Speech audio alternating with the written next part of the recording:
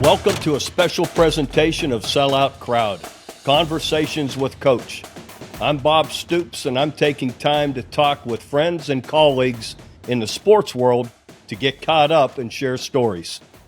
But first, I want to say thanks to these sponsors: Rose Hill Builders, Laser Light Skin Clinic, and Louie's Bar and Grill. Today, I'm talking with you, the readers, the viewers, the listeners, answering your questions. All right, so here we go. Harry, this is from Harry. What are your thoughts on the Bedlam series and Bedlam not coming back for a while in football? Well, Harry, the world keeps moving. Think back to, 2010, maybe the last time we played Nebraska, who was a longtime rival, just one of the biggest rivals we had through the years. They left in 2010 to go to the Big Ten. Things keep happening, things keep moving. I hate to see an in-state rivalry like this go away, but it may for a while. But look, there's hope. Look at Iowa in the Big Ten, Iowa State in the Big 12. They still play. So who knows? Somewhere down the line, we might be able to get this going again. This is from Jalen. Considering the circumstances the program was in when I took over here, how do you truly feel when you first get here? Did you ever have those moments of what did I just get myself into the first few weeks on the job? Absolutely. I was chasing my tail from the start to finish when I first got here. Had very few people here. Bobby Jack Wright, I hired right off the bat, came right up from Austin, Texas, from the University of Texas to join me. Jerry Schmidt, our strength coach, came with me right away from Florida. But we were just, hiring coaches, trying to recruit, all of it coming at me in the first 2 weeks of the job. I was overwhelmed. There's no doubt about it. I went home. This is how overwhelmed I was. I went back to Florida, to Gainesville, on the break when we weren't allowed to recruit anymore, right around Christmas break. And my car dealer, my buddy Rick Rundle, back in Gainesville, he was my car dealer. He picked me up from the Jacksonville airport to drive me to Gainesville. It's an hour drive. I got in the car with him. I wasn't in the car 10 minutes, and I said, Rick, I think I've ruined my life. He started laughing. And, of course, it's funny to look at now, the way things turned out. But at the time, I was like, what have I done to myself? But fortunately, it all worked out. All right, this is from Matt. What is the most risky play call I made as a coach? Oh, man, there is several. But I'll bet for sure one of them is definitely the fake punt at Alabama. I believe it was 2004. The fake punt back on our own 20-yard line. They were just coming crazily after the punt, and we had a fake on that we had just put on the day before. We threw it to Michael Thompson, and sure enough, he was open out in the flat. He took off for about 50 yards. The punt returner ended up tackling him on right around the 50-yard line or so. And then the very next play, we throw a bomb, Jason White to Brandon Jones, and we just silenced the Alabama crowd. Because before the fake punt, I felt we had to do something. The whole place was coming down on us, and I felt this is the right opportunity, and let's go for it. And we did, and it worked, and we ended up winning the game 21-7. Jimmy, this is coming from Jimmy. How did you choose which tequila brand to endorse? Well, it's pretty simple, Jimmy. Two things. Rock and roll tequila is the best out there.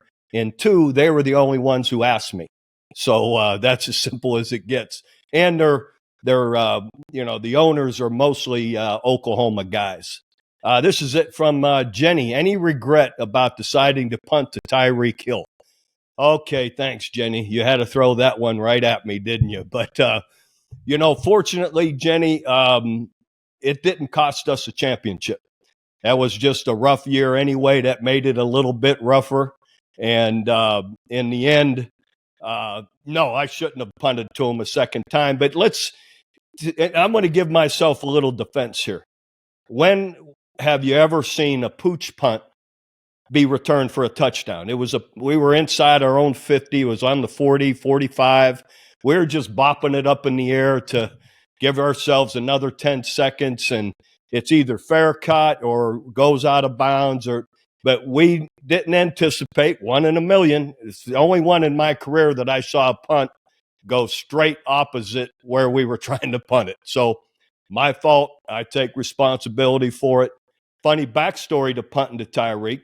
I was supposed to golf with the Governor Stitt, and Joe Harris, our president of the university, with Victor Hovland, the great golfer that's really tearing it up right now up at Oak Tree.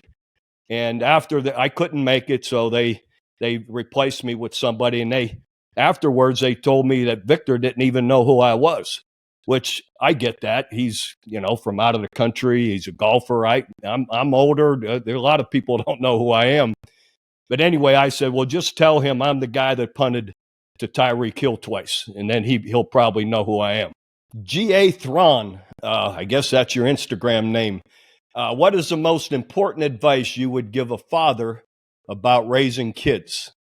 You can't love them enough unconditionally. There's an old saying, if you don't love them, someone else will. So get your arm around them as much as you can. Be close with them. Talk to them. And also remember, don't be afraid to discipline in the proper ways. In my opinion, all young people want discipline.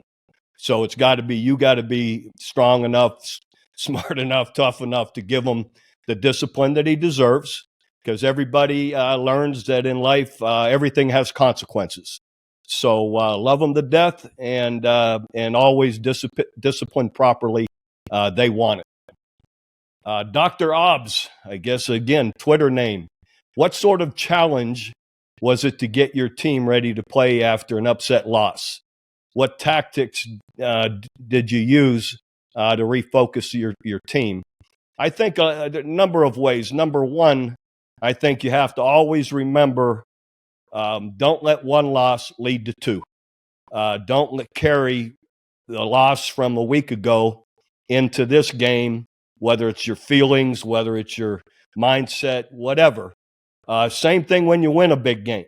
Move on. Next game's up. And, and then I would refocus on team goals. Very few teams' goal is to just be undefeated. You want to win your conference championship. You want to win these kind of games, rivalry games. You have conference championships. You've got, national championship sights on that. And a lot can happen in the next 4 or 5 weeks. So bottom line, give ourselves the best chance to win this week is all you focus on. William, Coach, where's your favorite place to get a burger in the metro? Oh, wow. I don't know. I would say Louis Bar and Grill. If I had to pick, I love going to Louis Bar and Grill, and I know they're all over Oklahoma, and in fact, I just left there and had a burger. As we age, our metabolism naturally slows. This can result in weight gain and lack of energy. Laser Light Skin Clinic is now offering hormone pellet therapy and skinny shots to improve your metabolism. These treatments are proven to provide results you will see and feel. Call us today. This is from Ron. Who does the best impression of you? No one, Ron. There's only one me. Come on, man. Nobody. I've heard enough of them. I don't get much of a kick out of any of them. So, but I seems like I'm pretty easy to imitate. So, this is from Steven. How does coaching Drake in the bowl game rank with your great coaching moments? Certainly. It's up there. I love the opportunity to not just coach them that day in the game, but to be around them the entire bowl season for several weeks, going to practice, watching them play, all of it. The fun part of being out there with them is to enjoy the win after the game, to be there in that competitive moments during the game. My son Isaac was also on the sidelines. He was still a student coach at the time. So all of that was very cool, very fun. Really enjoyed it. And the fun part of the game, that touchdown he caught, I knew it was coming. Cale Gundy was up, called a great game. Cale said, hey, if they blitz, Drake's he's the hot read. That's who we're going to. And as the play unfolded, they were getting ready to snap the ball. Cale was up top saying, hey, they're coming. It's a blitz. Drake got to win. And I saw him shake the guy on the line of scrimmage, and he won, which means win the route. And he beat him to the corner. And, Caleb put a great ball on him for the touchdown. So it was fun to know that it was coming and, as the play unfolded. This is from Tim. Which OU team got the most out of their talent? Maybe not all 5-star guys, but played at a high level. I would say definitely the 2000 national championship team. We weren't accumulating a lot of 4 or 5-star guys ahead of us being there in 99, even, up to 2000. And those guys were just sick and tired of getting beat and getting beat up. When we came in here, they hadn't had a winning season in 6 years, and they were done with it. And they just decided to really play at such a great level the whole year. And we knocked it out of the park with our first recruiting class to go with the great guys that we had, like Rocky Kalmus and Roy Williams and on and on. But in that class, we got first class, we got Josh Heupel, Quentin Griffin, Michael Thompson, Derek Strait. I'm thinking of we got so many guys, that were big time players that ended up making such a difference. And Torrance Marshall was a Big 12 Defensive Player of the Year, MVP of the national championship we got in that class. And Antoine Savage, our leading receiver for the first 2 years. Again, we got in the first recruiting class. So that's what made the difference. That class got the most out of what they had. How do you feel about OU transitioning to the SEC? This comes from Ali. I love it. I think it's the correct move. It's already, I believe, paying dividends recruiting. I had hoped and anticipated that it would help us recruit, and I believe it is. Not to take anything away from the hard work of the coaches and what they're doing and Coach Venables, but I think it's helping us. Financially, it's the responsible thing to do, to guarantee selling this stadium out for the next decades to come, and to continue to build Norman as well with the teams that'll be coming here to play. It'll be great, and it'll be great for the fans to travel to all the different SEC venues. I've been to about all of them, and they're all fantastic. You're going to really enjoy it. Deer Park, Instagram name again. What do you think it is about Youngstown and Ohio area that has produced so many good coaches? I think as much as anything, football is important there. The Pop Warner all the way up through grade school, high school, the coaching is excellent, and it's a populated area. So meaning there's so many players, so many coaches that are from the Ohio area. It's just been we've been blessed, I guess, a lot of us that have come through there that have all just had great careers, and I think it's because we're taught it at a young age, and we're taught it well with all the great coaching at those that are coaching those young teams. This is from Matt. My favorite win of my career, besides the 2000 national championship, well, I would say the Nebraska game in 2000. We beat them here 31-14. They started off with a 14-0 lead, and we go 31 unanswered points to win the game. They were number 1 in the country. We were number 2 because we had already knocked off in a row 63-14. We had already beaten Texas. 41-31. We had already beaten Kansas State at Kansas State. And then we really proved it to everybody when we beat number 1 team in the country here in Nebraska in 2031-14, and the fans stormed the field. I loved it. I thought it was awesome. They tore down the goalpost. It was a great time, and I was in the end zone when it was coming down, being interviewed by the great Lynn Swan, and and fortunately didn't get hit by it, but that was a great one. Welcome to the 2023 FFB Awards highlights. And First Fidelity Bank is on a tear right now. You know, when FFB hits the field, they always play to win. Brad, what happened to your pinky finger? This right here? Well, I was, of course, a safety at Iowa, tackling a lot of people, and I was young. I think it was my sophomore or junior year. I came up from a pile, and my finger was totally the other way. So I ran to the sideline, pulled it out, fixed it myself, put a lot of tape on it, and I thought it was good.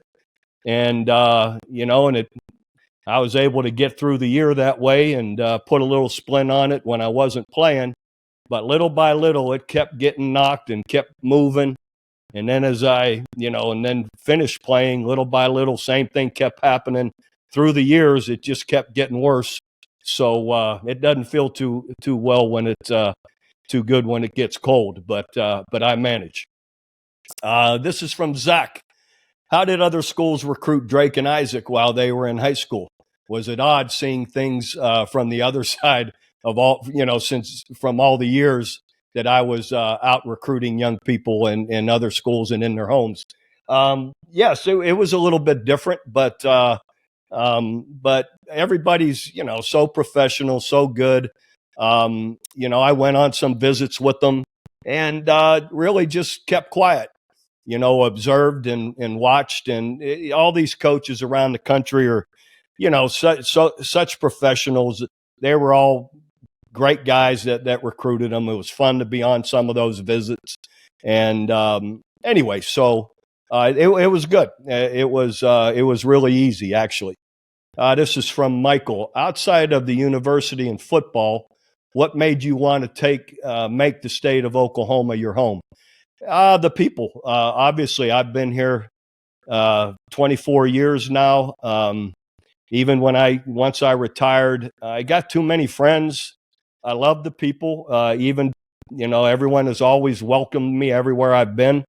They're always appreciative of the work we did, not just myself, but the staff. So always treated great here. So, and again, it gets back to the friendships that you make through the years. And I got too many guys to go bump into or to go golf with or to go get a beer with once in a while, those kind of things that to just go off on your own and go somewhere, that'd be kind of hard. I'm not that guy. So as well as my children were all born and raised their entire time. That doesn't happen in many coaches' careers where they've stayed in one place the whole time. So I know they look at this as their home as well, so it's hard to leave that. This is Steve. What was my favorite win in my playing career? That's a great one. Probably my greatest win, best time, everything would have been my junior year, 1981, last game of the season, regular season game. We are playing Michigan State in Kinnick Stadium right there in Iowa City, Iowa. If we win the game and Ohio State beats Michigan, we are going to the Rose Bowl. Now, mind you, Iowa had not been in a bowl game, had a winning season in 18 years, and so hadn't had a winning season in 18 years. And we're about to win this game and go to the Rose Bowl, and it all unfolded. We played Ohio State and Michigan played earlier in the day, so about the second quarter or so, we hear the fans go crazy. And Ohio State had just scored, and they're going to beat Michigan. So we all know we're about, and we're in good shape in this game. We're beating the heck out of Michigan State. And in fact, look it up. I had a big time hit the very first play of the game, caused a fumble on the tight end, tipped it to Andre Tippett, the Hall of Famer. and he ran it down to about the 5-yard line, and we ended up scoring. That was the beginning, the very first play of the game. But we ended up winning in a sound way, ran the football for well over 200 yards. And at the end of the game, all the fans are on the field. It was a mob. Everybody's throwing roses around, roses in the locker room. So it was a pretty special game. But to be able to win it in a sound way when we had to was really fun. That wraps up this installment of Conversations with Coach. Follow and subscribe to this channel and visit selloutcrowd.com to find out about upcoming programs.